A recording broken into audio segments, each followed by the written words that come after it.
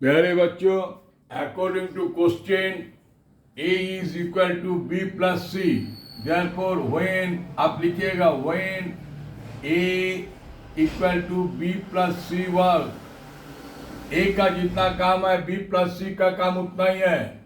तो आप देखिए a plus b can finish when a plus b 10 दिन में काम करता है, टोटल काम। क्लियर? तो यहाँ लिखा हुआ A and B can finish that work togetherly in 10 days. तो एक दिन में करेगा 1/10। Clear? In the same time C अकेला, एंड व्हेन C वर्क अकेला 50 दिन में, तो एक दिन में करेगा 1/50। Clear?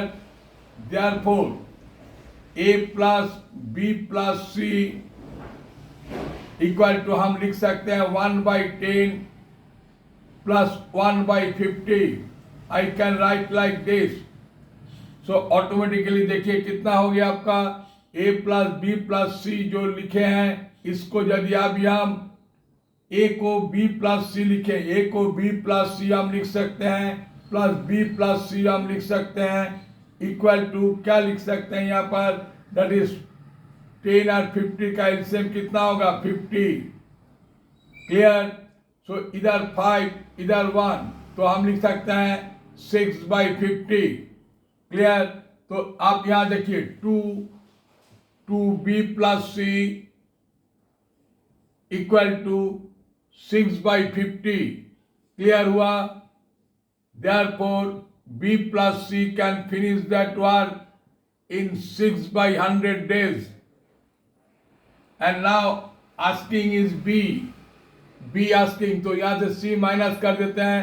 Therefore B can finish 6/100 minus 1/50. Clear? Therefore B can finish, ये वाला क्या होगा, 100 इज द एलसीएम, तो ये वाला 6 का ही रहेगा, and this will be how much, this will be 2, therefore B can finish in 1 day, B can finish in 1 day 4/25, 4/100 equal to 1/25, 1/25, clear, 1/25।